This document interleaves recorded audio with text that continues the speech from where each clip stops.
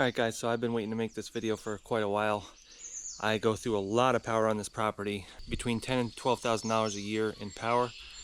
My power rate is around 25 cents a kilowatt hour. So a long time ago I determined it makes sense to fill up this roof with solar panels. Actually, when I built this building, I specifically oriented it so that this side of the building is directly facing south. The reason being, in my town, it's a big project to do a big ground mount solar system. You have to get board approvals, you have to get neighbor permission, you have to go through months and months of board meetings. It's not worth it for me to do that, so I decided let's just fill up this garage roof with solar panels. This garage is 60 feet long, it's 40 feet wide. We have about 25 feet of roofing material right there, so I wanted to maximize the amount of solar panels that I can put on this side of the roof. My town does not allow you to put solar panels on any of the overhangs, whether it's the eave or the gable end.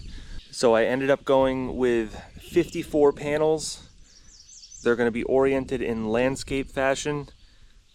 They're about 80 inches long and I think 40 inches wide. I did the calculations and I can get 9 going across and 6 rows down. So there's going to be 5 strings because 2 of them are going to be combined.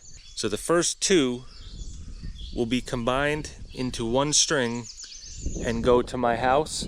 The row underneath of it will also be another string that will also go to my house. And then the other 3 underneath of that will each be an individual string that will go to this garage and backfeed the grid. I could explain a lot more into detail right now, but I don't think it makes sense at the beginning of the video. Let's just get right into it. The first thing I need to do is dig a trench from the other side of the garage over to my house, run some conduit, and I'll explain more along the way. But basically, right now I'm waiting on permits, so I can still go ahead and put my trench in the ground with the conduit and still get things started in that way. And then hopefully by that time, I'll have my permits. But basically this system is going to be around 20 kilowatts, and then combined with what I already have over there, I'll be almost at the 25 kilowatt maximum that my local utility company allows without going into commercial. So I'm going to be going from this corner all the way across there through the woods, and my house is directly right there.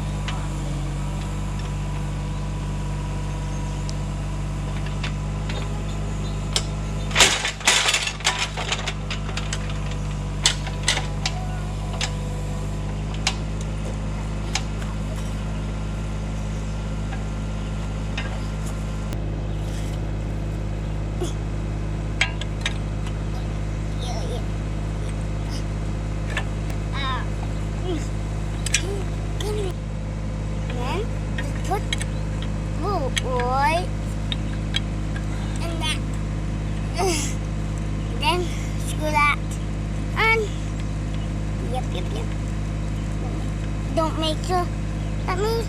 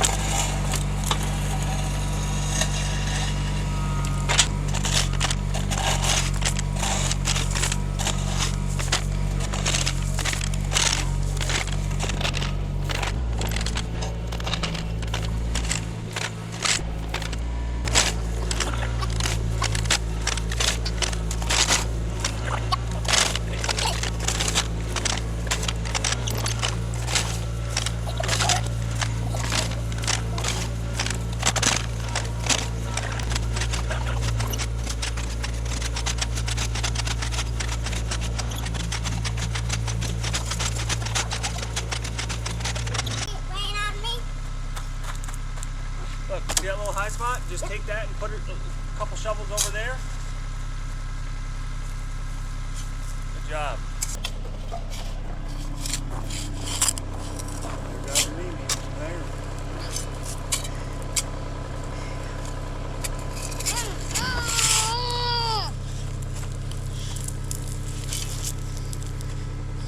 That trench is only like 18 inches, but it seems like it's half the height of your body.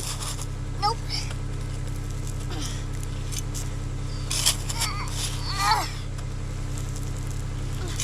You might have to step it so it doesn't cave in and hurt you. I might have to go get a sweatshirt. Yeah, it's starting to rain. Look at this.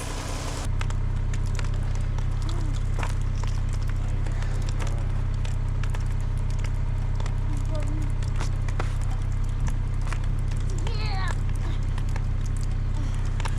I was shaking it out.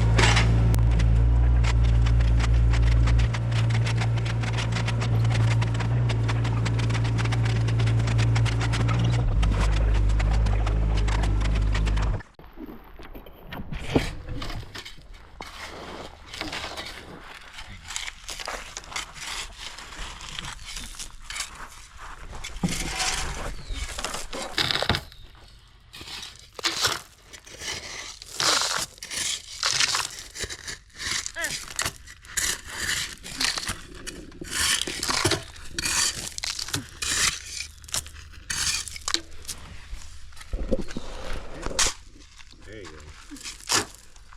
There you go. No, was that fun?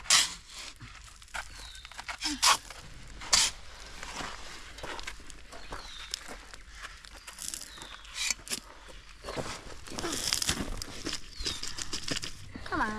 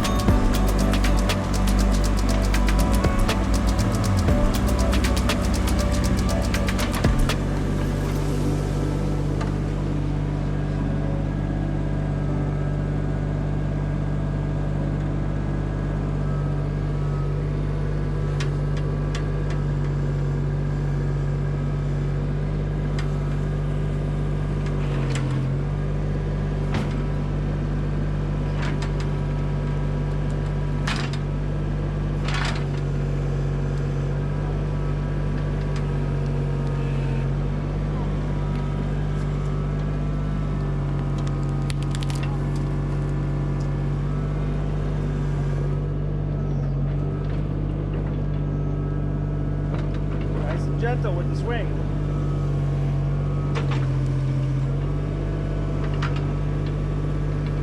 That's better.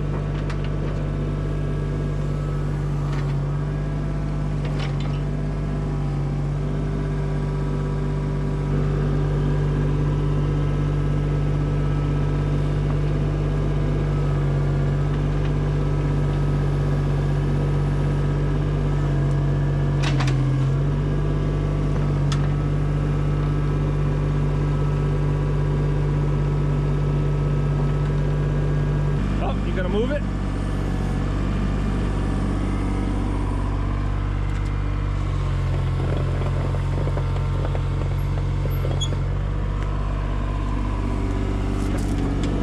Good job.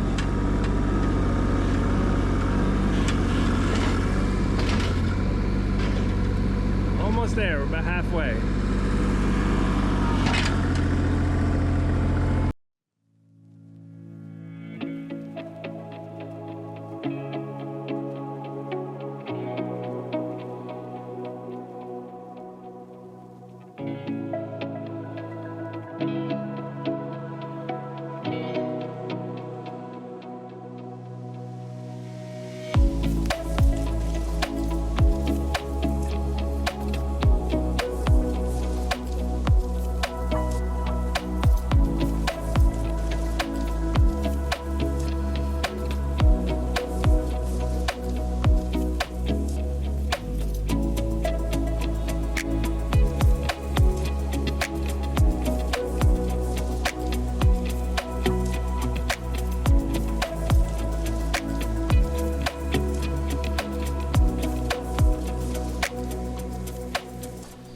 Alright, so we got trench all the way. I think it's somewhere around 260 to 270 feet. So I went down about 30 inches. I was originally going to go down 4 feet because I wanted to put a water line going over to the garage. And I still am, but I just didn't want to go 4 feet. That's just excruciating with that small bucket. It takes absolutely forever.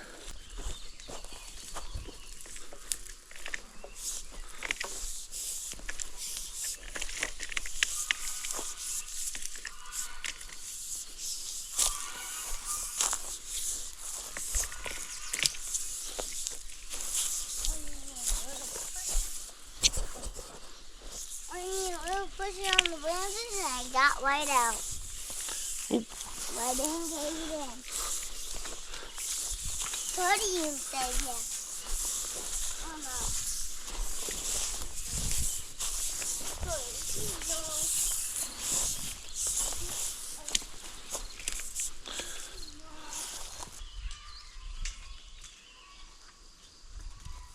You say A, I say O. A, O.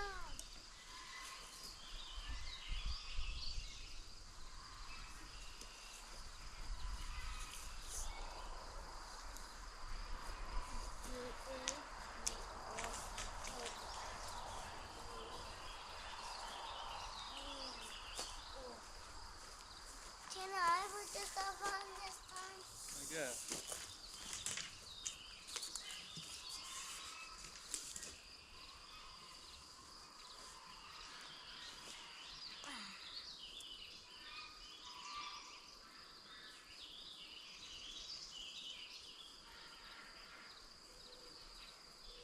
Okay, that's enough.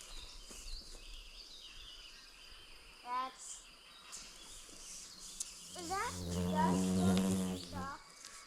Yeah, that.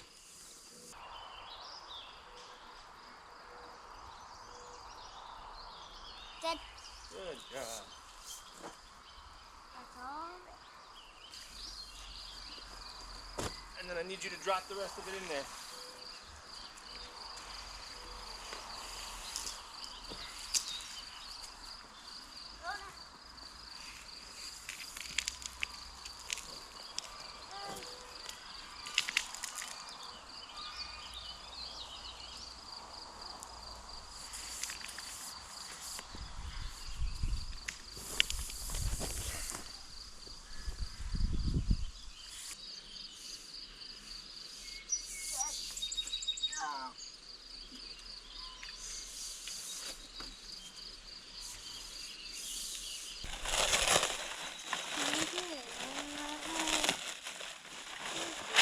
You're gonna run up all the way up the driveway, okay? Wait, it's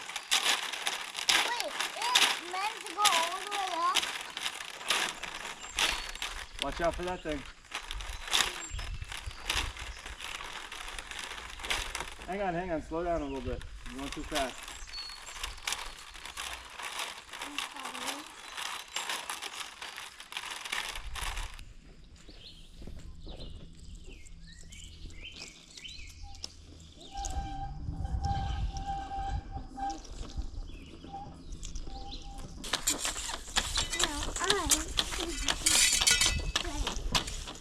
I'm hot.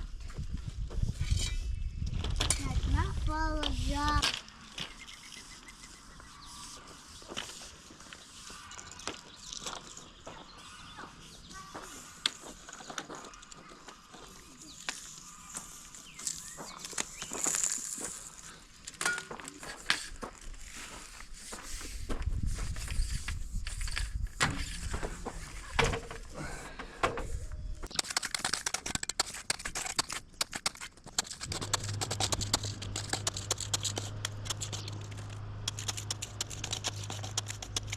So basically what I did is I found enough sleeve material. That's geothermal pipe, that's poly pipe, I have conduit, I have PVC, whatever I could get my hands on to sleeve that water pipe in, I got. So I got the whole 260, 270 feet sleeved out. Now this is only like 2 feet deep right here. So what I'm doing is filling up level with the top of the pipe, and then I'm gonna put some strips of insulation on top. I just happen to have pieces that are left over from cutting pieces for bays, because when you cut them at 14.5 inches or 14 inches or whatever, you end up with a small strip on an 8-foot sheet. So I'm going to take those sheets, which I'm never going to use, and I'm just going to put them over top of the whole thing. And then that way this is actually frost free.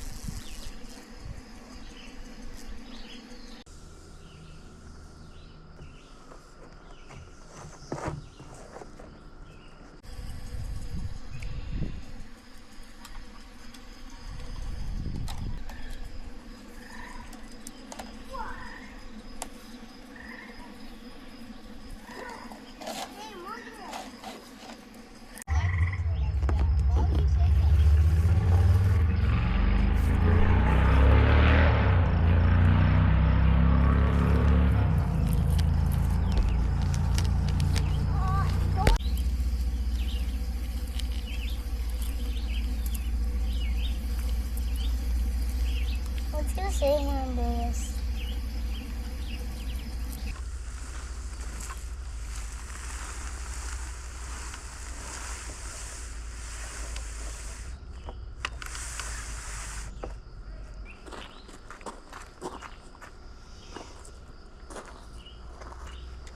He got it.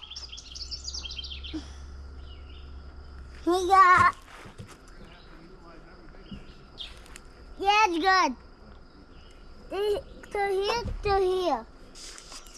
Okay, you open it. Got it.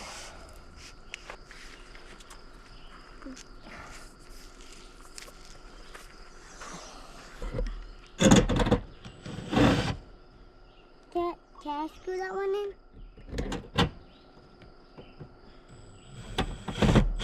Good. All right, so if you're watching this purely for the solar part of this video, this is the part where we start that. So we're gonna be putting 54 panels on this roof, 9 panels in each string with 2 strings combined into one at one place. The rest of them are individual strings, 9 panels long, 6 columns down. So I don't have a whole lot of experience installing solar panels on a roof, or even for that matter, ground mount. I'm still just a beginner on this. If you know anything about installing roof panels, you know that you have to have rapid shutdown. So normally what you would do is put either optimizers or just straight rapid shutdown modules on each panel, or they have dual rapid shutdowns where you can tie 2 panels to one rapid shutdown. I'm gonna do something different that I've never seen anybody do before, and I don't know why they don't do it. I'm gonna do a string level rapid shutdown. So each string is gonna go all the way down to the end, and there's gonna be a box, and all of them are gonna tie into the box, kind of like a combiner. And inside that box, it's got contactors, and that's the rapid shutdown. And so everything goes into that box, and inside that box is the contactors that turn on and off the strings, and then from that goes down into a rapid shutdown button right there. So that makes it so that we stay in compliance, but if we ever have a problem, it's in that box, not on a random panel. So normally if you have optimizers or rapid shutdown modules on each panel, if one of them goes down, if you have an optimizer, it might tell you which one it is, but you still have to go up there and take that panel off individually and replace that module and then put it back. And that's kind of a pain when you have a big array like this.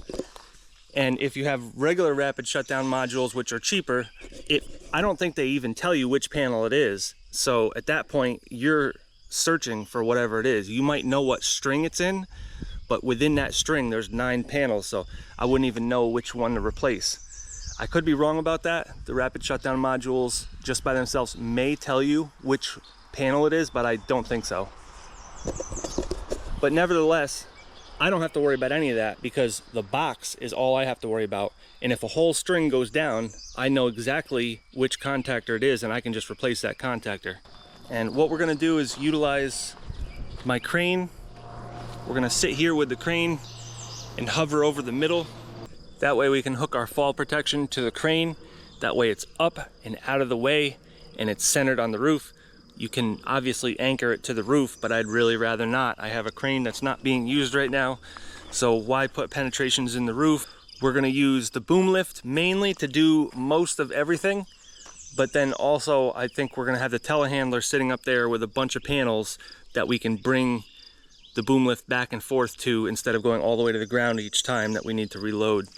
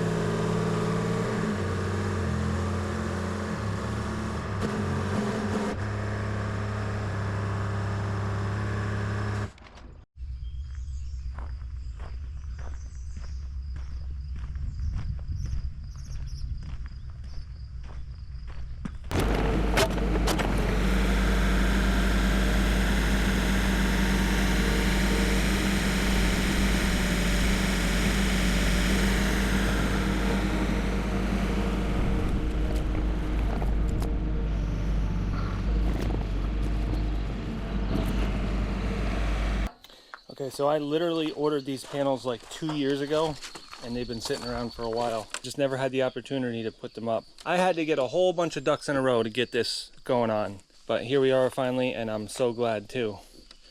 So these are Tailsun 380 watt panels. It was about the best configuration I could find for this roof, because you can find panels that have more wattage but they're bigger. You can find panels that are wider but shorter. You can find panels that are taller but less narrow. But these seem to be the best fit for this roof, to occupy every square inch that I could, as well as having the right voltage and amperage for what I need. So each string is going to be 9 panels, and that is about 360 volts. Pretty ideal for a string. Now my inverters can go up to 600 volts, but really anything after 500 I think is cut off. It's not really usable, and they say that you should be actually around 360 volts. That's the optimum voltage. So I could not get 10 panels to go across there. There's just not enough width. So 9 panels it is, and that equals about 360 volts. So it's perfect.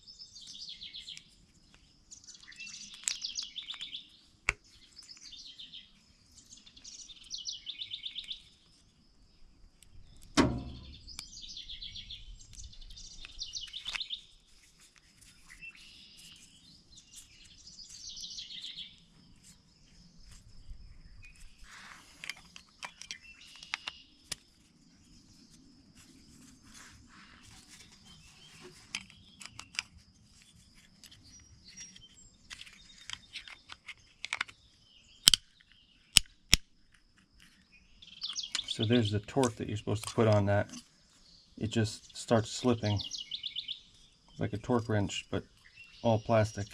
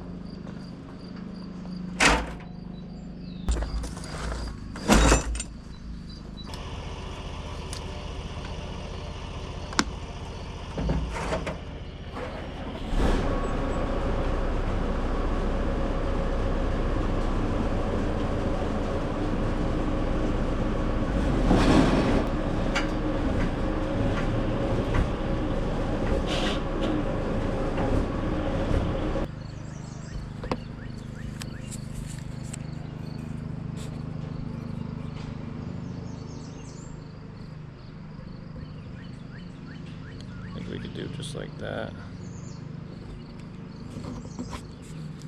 Slowly falling down the roof.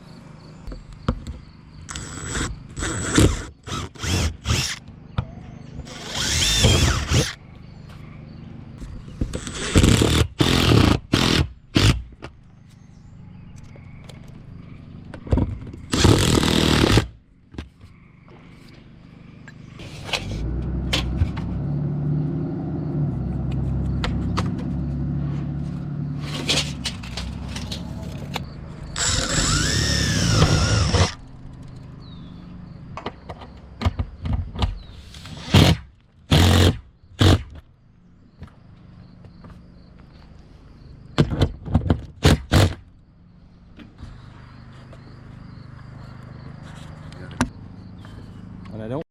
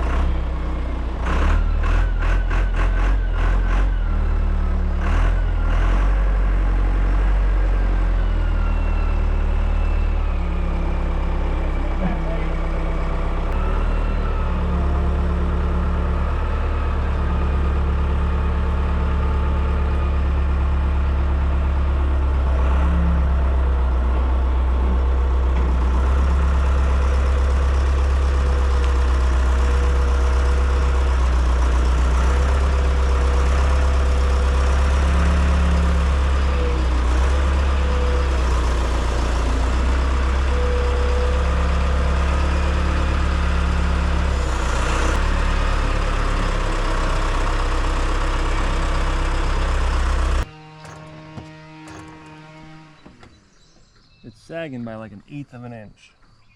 Are we worried about it? I'm not.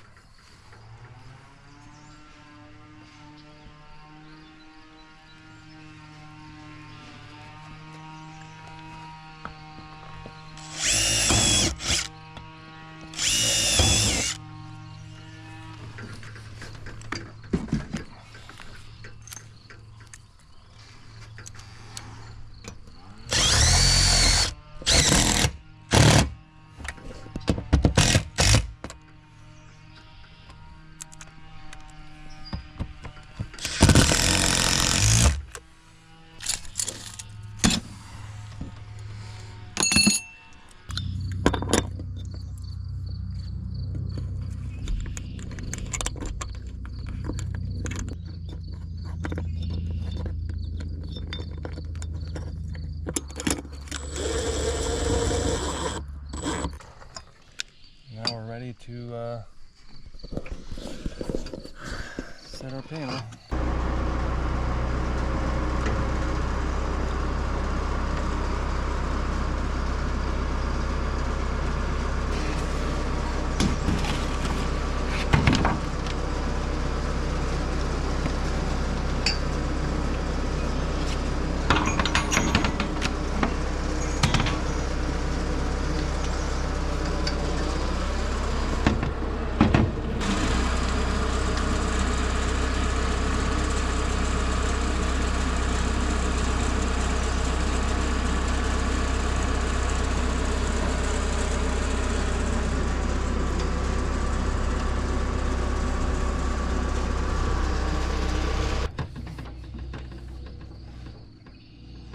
Needs to go over to that line over there. I can't tell where that line. Alright, this thing needs to kind of.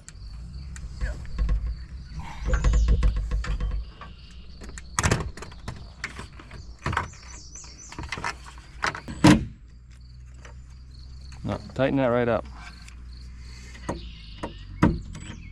Good.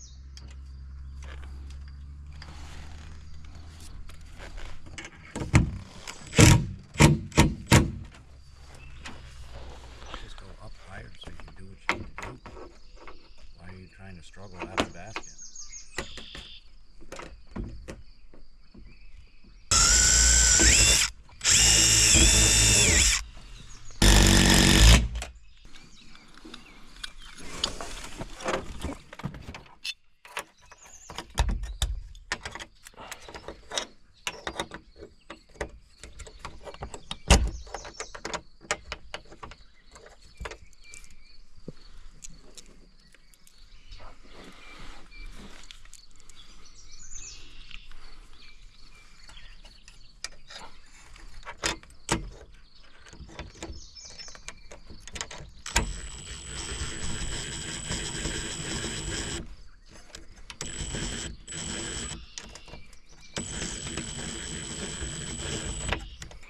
I think I had it there, and yep, just like that. Make it so that the bottom is, yeah, just like that. Like just. I don't know.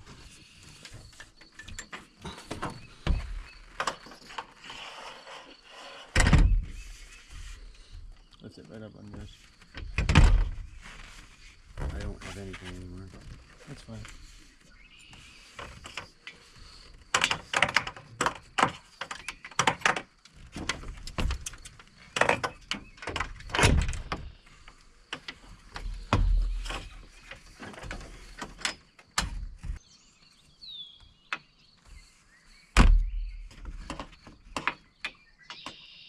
You look like you're way too far down. You're not.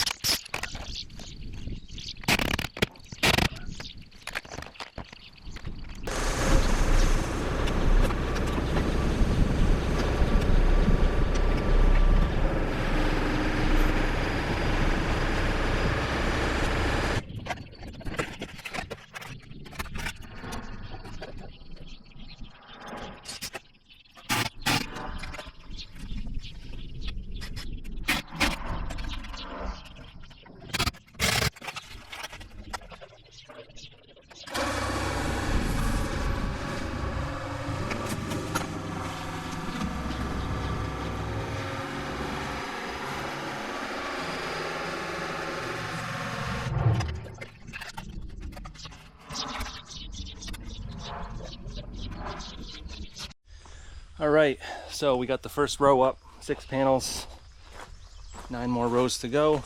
So we've figured out a rhythm that we can get into the groove and get lots done quickly to get those 6 panels up anyways. After the first 2, I had to make some adjustments. We had to change some things, but now we're kind of rocking and rolling. One thing I did realize is that this crane is just not needed. Fall protection is great, but I can also attach to the basket on the boom lift. So I really just don't need this here. I will move it pretty soon, but I think we can get another row or 2 before I have to bother with that. It's almost 90 degrees today, and then you can imagine being up on a roof that's white, it's reflecting the sun even more. But it's still going okay. The roof itself isn't hot, it's just that it reflects the light back. So it's bad in one way and good in another. So what I'm worried about moving forward is wire management. So with these first panels, we just sort of left the wires there, but now we need to start clipping them onto the panels in a way that they'll stay secure and not touch the roof. Anyways, let's get another row up there.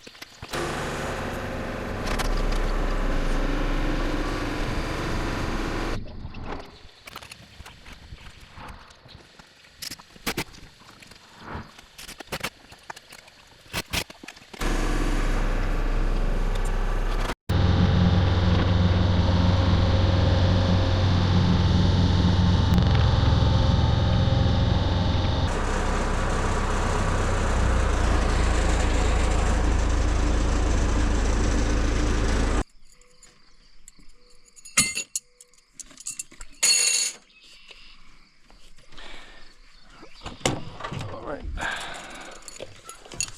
78 plus a half an inch. Right there.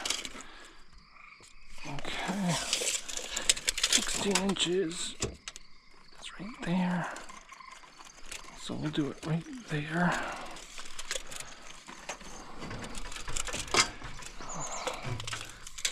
And a half on this one. I'll do it right here.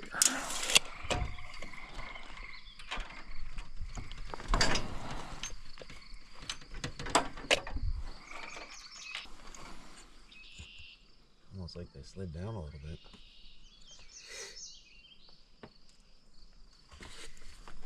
That's only 3/16. What? That's only 3/16 or 3/32. We don't talk in 30 seconds or 16ths. We talk in eighths. So make it an eighth. It's an eighth. 3/32. It's an eighth.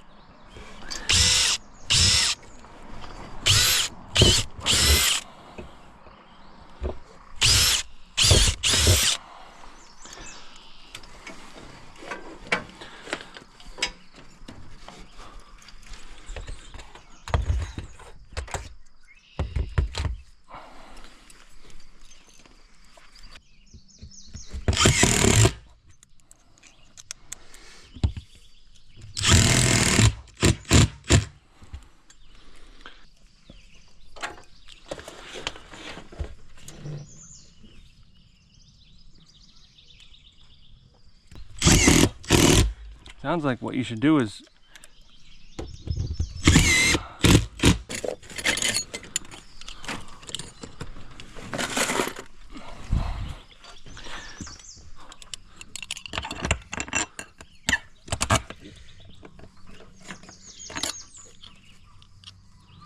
These wires are going to fight us the entire way.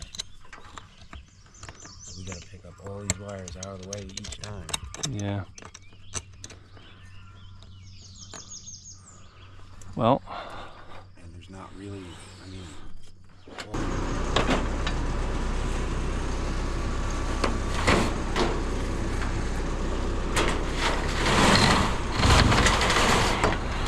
on the other side.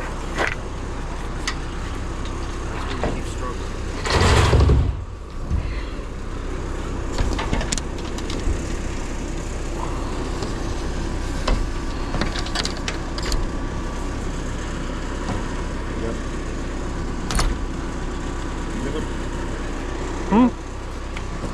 What? I said pick it up. Move the red wire. Huh? Move the red wire. What red wire? The red wire that's sitting directly where I need to put this panel.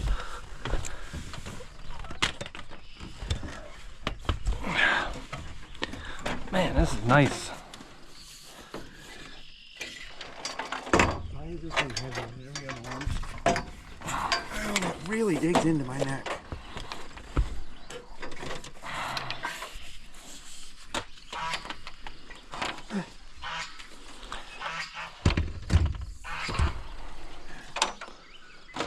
You gotta go more forward. Forward.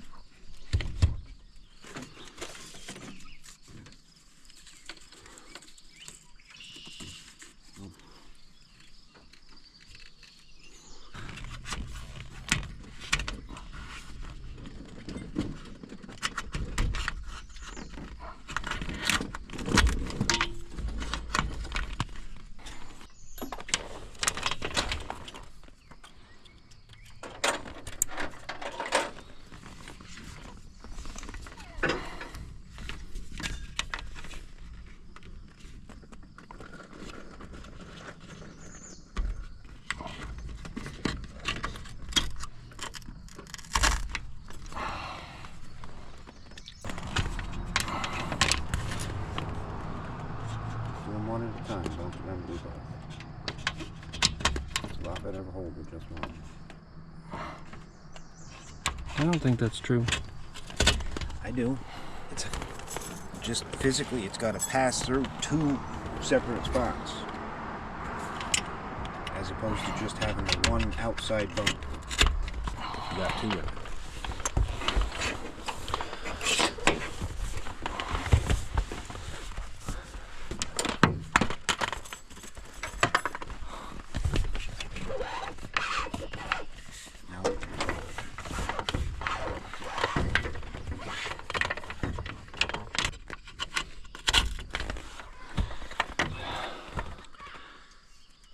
Now, you have to have those picked up before you can put on this piece. Yeah.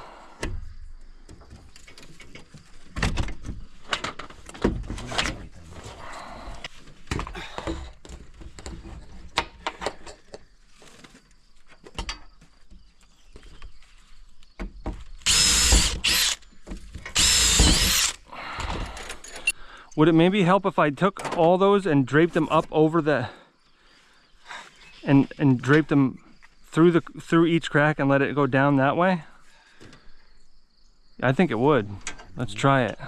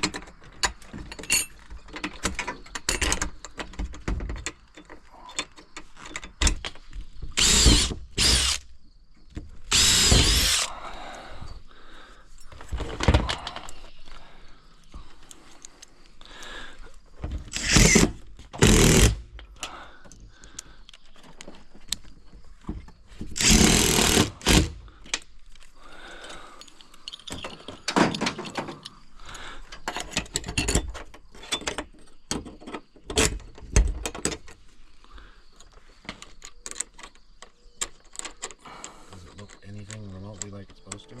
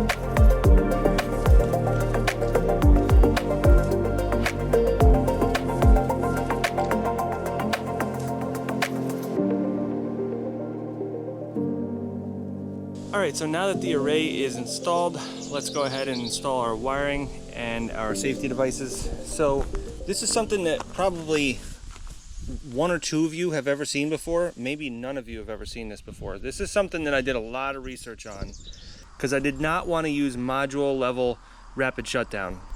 So to bring you up to speed on rapid shutdown, basically what it does is it brings the voltage down on the array to 80 volts or less within the boundary of the array, and then 30 volts or less after that.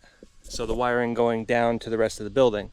The reason is because if a firefighter is trying to get up on the roof and cut a hole in the roof to vent the roof, they don't want to have any more risk than they really already have, which I totally get that on a house. On a garage, I don't think they should make you do this, because as far as I'm concerned, if there's nobody inside that building, they can let it burn. They don't need to vent it, they don't need to put it out, just let it burn. It's a garage. But in New York, we're on the 2023 NEC, National Electric Code, and we have to adhere to rapid shutdown guidelines. So one way is to put a module on every single solar panel. And basically those communicate with a controller, and when you hit the red button on the outside of the building for rapid shutdown, it shuts down everything right at the panel. Which on a house, I think that would be ideal. That would be the safest. The next safest option is going to be a string level rapid shutdown. So this will have all the strings going into it. This has to be within 1 foot of the boundary of the array. It used to be 10 feet, but now it's 1 foot. And basically all of your PV wires come into here, and then there's contactors. And those contactors, if they don't see any voltage coming from the controller, then they're open, which means no voltage going through them or current. So each contactor has a negative and a positive that it can shut down. So actually I think the code says that you only need to shut down the positive, but I could be wrong about that. It's really hard to follow the codes for solar because the NEC is kind of getting around to it, but at the same time it's kind of a new thing. So not everything is spelled out. So this conforms to UL standard 1741. So this is made by DC Sunvolt, and they actually make this right in New York. It's only about an hour from me. This is a big box. I mean, look at how huge this box is. I really didn't want that on my roof, but at the same time, I didn't want modules on every single solar panel. The problem with the modules is if you have one that shuts down on any one of the panels, if you don't have optimizers that actually tell you what is what, you might not even know which module is shut down. If you're just getting the basic rapid shutdown modules, that's all they do is rapid shutdown. So if you have one that's bad, it can mess up an entire string. Whereas this, as long as you got PV going into this and one of those contactors goes bad, then you can just go up here and replace a contactor without having to remove panels and do guesswork and all that. So to go into here, I got these Heiko connectors, and these have holes in them.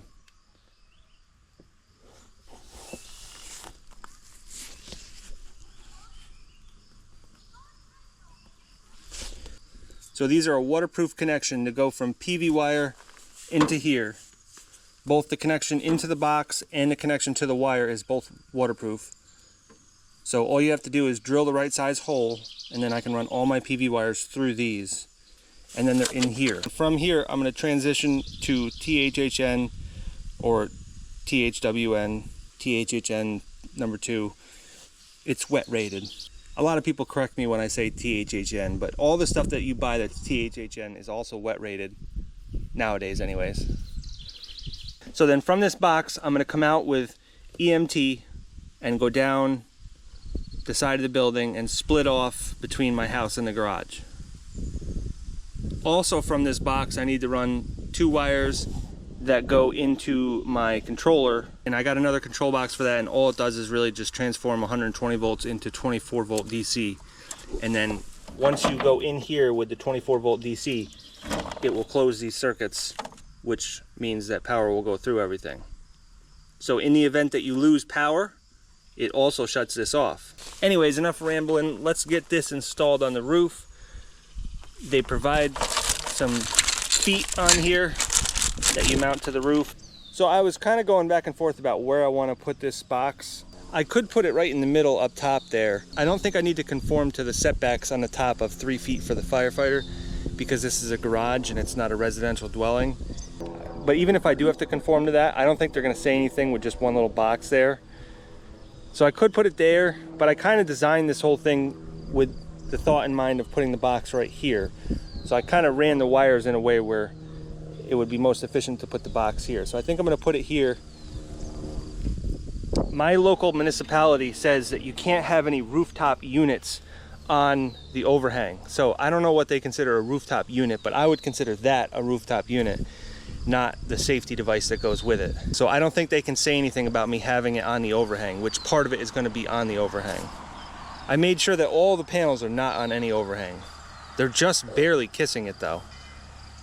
But that's good. That means I designed it in a way where it's getting the maximum coverage with still conforming to what they say. Ideally, what I really wanted to do was mount it underneath here, so that way it doesn't see too much sun.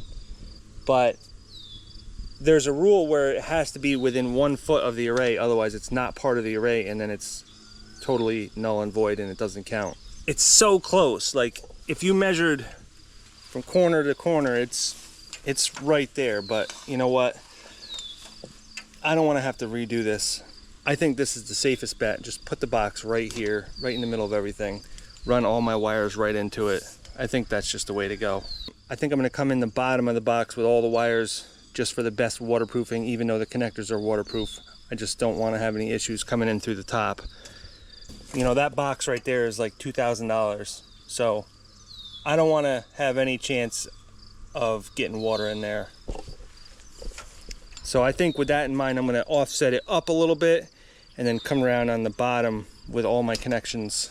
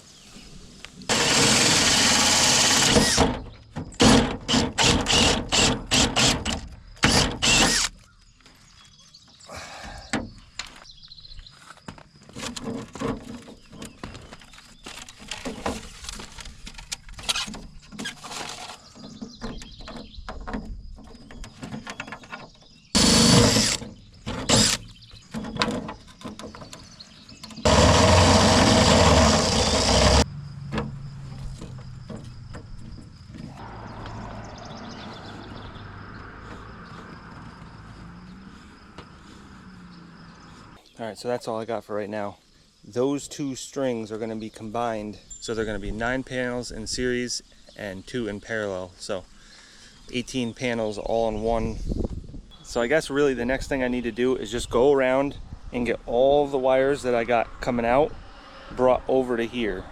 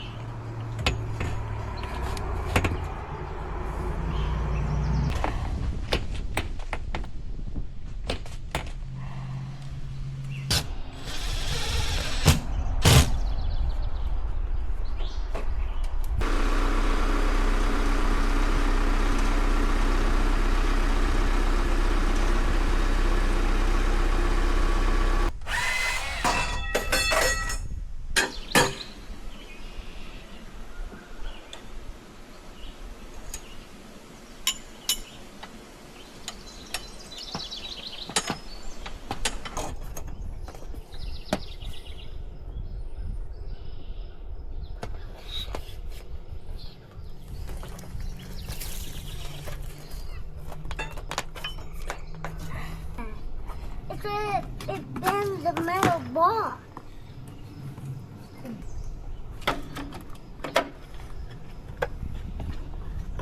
You already bend it. You already bend it.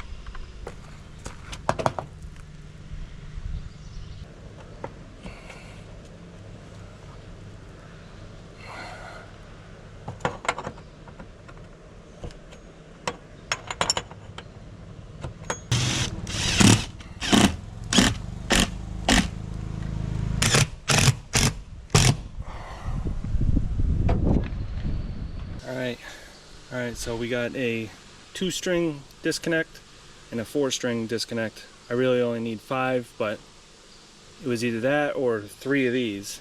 Either way, you're not using one of them. So I actually think that to code you don't need these, because the rapid shutdown shuts it down up there, and then what's the sense of really having another one right here? But I'm getting really conflicting answers about it, so I'm just going to put it in.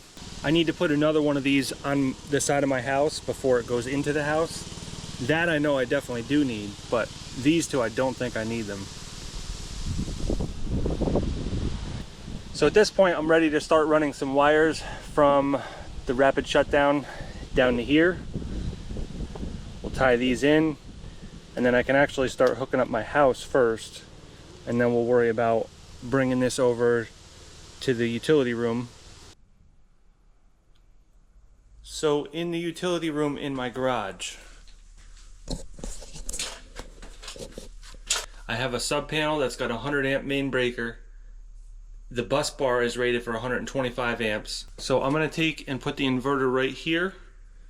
We're going to run our PV wires in, going on the side of the building, enter right there, go into it.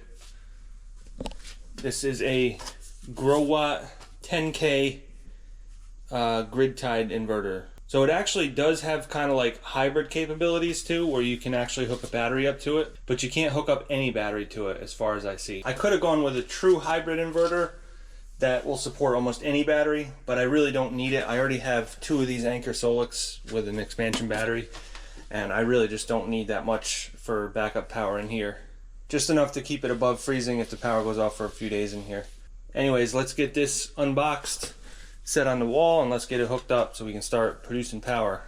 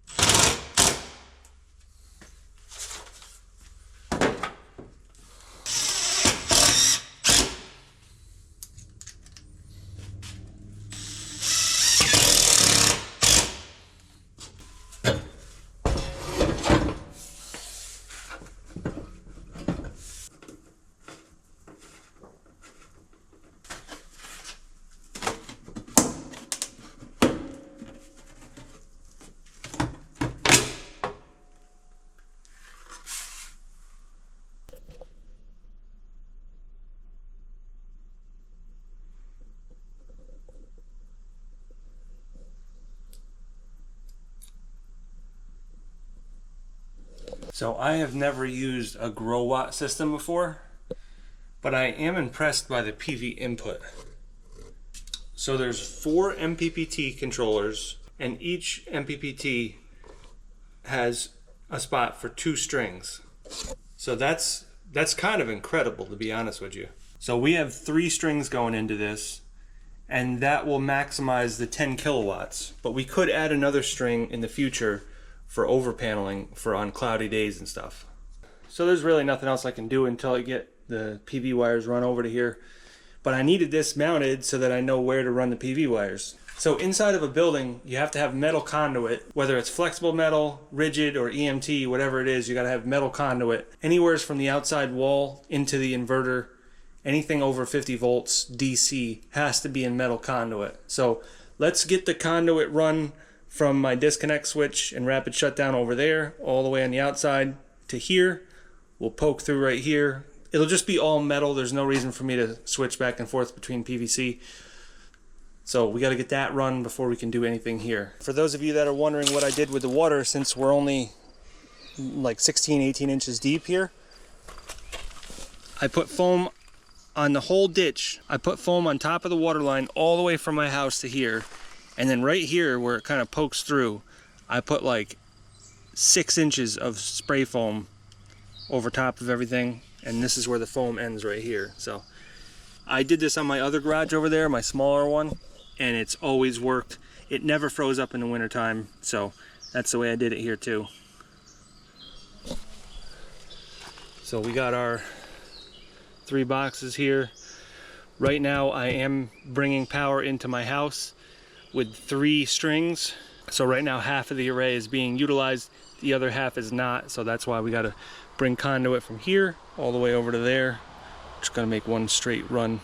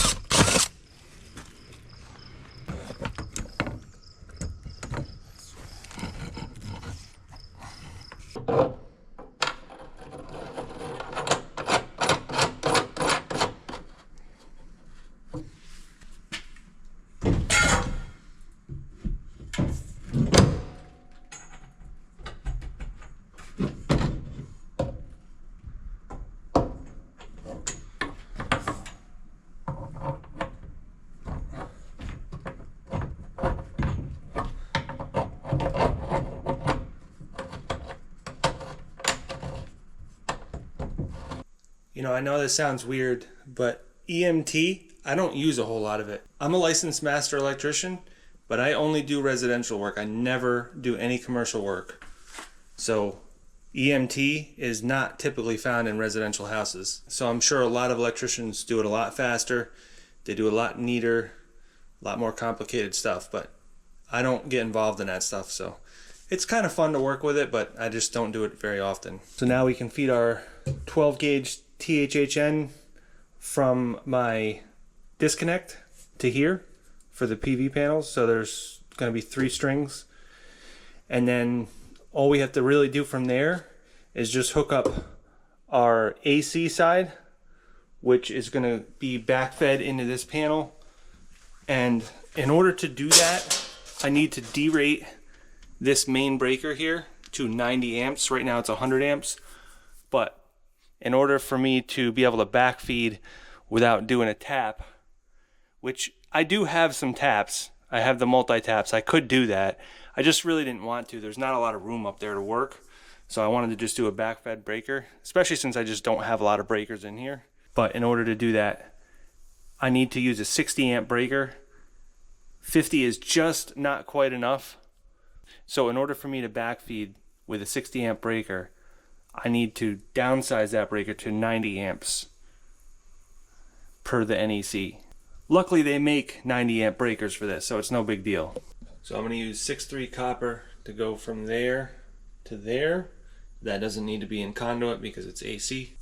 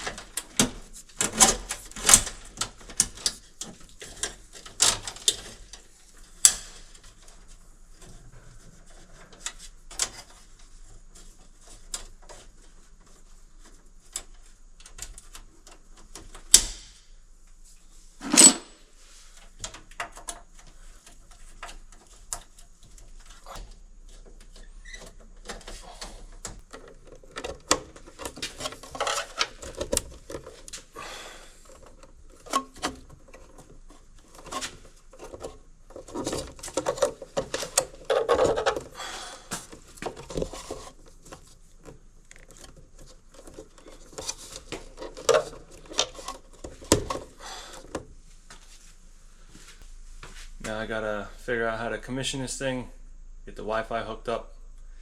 We'll turn the PV breakers on. Alright, so it's been about a week since I installed this, so I've had a chance to get cloudy days, sunny days, warm days, cold days. We've had everything since then. I found out real quick that the really hot days, like just after I installed this, the voltage went down quite a bit, the wattage went down, just the production in general for these solar panels went down a lot from the heat. And as soon as it cooled off, it went right back up. So I have 10 kilowatts installed in here, a little over 10, like 10.2 or something. And then I have another 10.2 in my house, plus I have my 4 originally. Plus I also have a solar trailer, that's another 4. So I actually have like 28 kilowatts right now. So a few things I wanted to mention. First of all, I made my home runs on the bottom and the top, and there's a gutter that you can buy to go over that. It's a cover, it's called PV Conceal.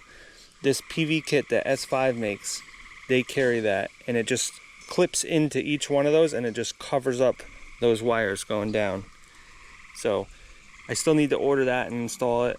I still would like to cover those wires right there. In general, I just want to cover all the wires as much as possible. Number 1 for UV, but number 2 for ice. I don't want ice to be forming on that. Also, speaking of ice, I'm going to put some cleats above that box so that there can't be any ice that slides down and hits it. I guess while I'm at it, I'll put a couple right here too over the door. So as far as grounding, this system actually is super easy to ground. So every panel in one row is grounded to the next, because the discs, that's what the discs are for. They have little protrusions that actually puncture into the coating on the panels to make sure that it grounds. And then because they're connected with the mid clamps, This whole row is already grounded within itself. So all you have to do is connect each row to each other. So on this, I only needed 8 ground clips just to connect that one to that one, that one to that one, and so on and so forth. And then you just pick whatever one is closest and just ground right into the box. Super, super easy. I know they've come a long way with the mounting systems, the grounding, just everything, the panels, all the stuff they've come a long ways with. So almost everything I've used I got from signaturesolar.com. I am an affiliate for them. So if you guys want any of this stuff, I'll leave a link in the description, and it helps me out if you buy stuff through that. That box I didn't get from them just because the people that make that are the ones that also sell it. I don't know if they sell it to other distributors, but I was able to buy directly from them. But everything else, the grow watt inverter, the EG4 18K PV inverter that's in my house, the batteries that are in my house, the panels, the mounting hardware, the grounding clips, the wire, everything else I got from signaturesolar.com. And they don't sell these panels right now. They only sell panels for a few months and then they're out of stock, and then they get newer and better ones. And it's not because they're obsolete or they're defective or anything. They do that all the time. It's just because solar panels are constantly getting better and better. So they just come out with better panels for the same price. So why would they sell old ones? Which these are not old, but they're 2 years old at least now. I'll leave a link in the description for what I would consider the closest equivalent to this panel, price-wise and wattage-wise. I'll leave a link in the description for that box too. But even the disconnects down on the corner there, everything else I got from signaturesolar.com. So I think that's it for this video, guys. Not much else to say. So we got some other big projects coming up. I'm already started on them. So I'll see you on those videos.